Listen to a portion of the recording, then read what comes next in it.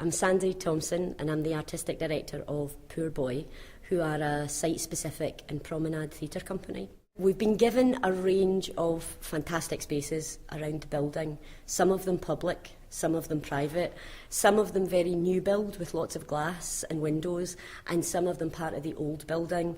And what we've been doing is just picking apart the uses of promenade and site-specific theatre in those times where you're working with a group and you maybe don't have a great performance space, a dedicated performance space. And then what we've been doing is a set of different exercises so that people can begin to explore the different things that make promenade work. So we have played with soundtracks. Everyone carries music on their phone. So we've been putting scenes outside and letting people watch things out of windows while they choose music from their phones. Some of the very initial exercises are about how you create focus in different spaces and how you work with architecture, where the architecture wants you to walk and look, and then how you can subvert that. So we've done things like we've been playing with Anglepoise lights and messing about with lighting different bits of the room. We've been playing with a lot of chairs and working out how to make audiences move in certain ways depending on how a room is laid out.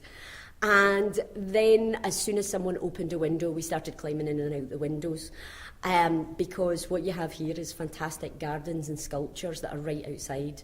And we've been playing with the idea that you can have a scene happening inside while something else is happening behind it. Or you can have a scene that happens really far away and it gradually moves towards you and then takes you over. Particularly, I suppose it's interesting for the people who know the building, because we're asking them to simply walk from place to place with this kind of, viewfinder in their head, simply seeing what images show up in different parts of the building for them. And we've been using that to unpick how you become familiar with a space and then you don't really look at it properly anymore. Falling out of windows and playing with shoes. The response has been fantastic. Universally, everybody has thrown themselves into playing, and if anything, the only problems that I've had through the 2 days has been the same problem you have with youth theatre of going, guys, stop shouting at the nice people. One of the things that's become very apparent over the weekend is that when people are largely leading a room or thinking strategically, they're not offered a chance to play quite as often. So most people certainly seem to be treating it as a blessed relief to be in a room rather than leading a room. To me, our job this weekend was to make sure that the 7 or 8 exercises we brought were all transferable from age 5 to 75. And in a way, I think you're kind of on a winner when it comes to site-specific and promenade, because all of the exercises hark back to that thing that everyone does as a kid of sitting in a room and going, okay, let's make it that this is a boat. Let's make it that bit there is dangerous and has crocodiles in it.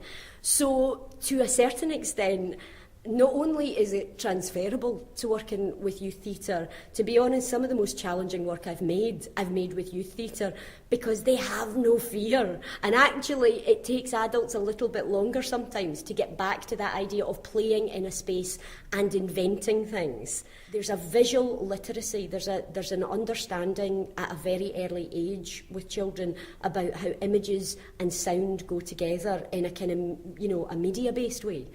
And all you're doing is taking that out and letting it get its feet dirty, and taking all of that kind of language that they've already got and saying, great, so how do we actually do it in Eden Court this afternoon? Mm-hmm. So I think that most of the things are extremely transferable. One of the things that's also becoming clear, though, is that somebody said to me in the last workshop, said, I'm so hard on my kids if they run overtime on an exercise, and you forget that you just get excited and you forget when you're meant to come back. So I think there's a value in the fact that everybody at the moment is allowed to be the performers and the participants.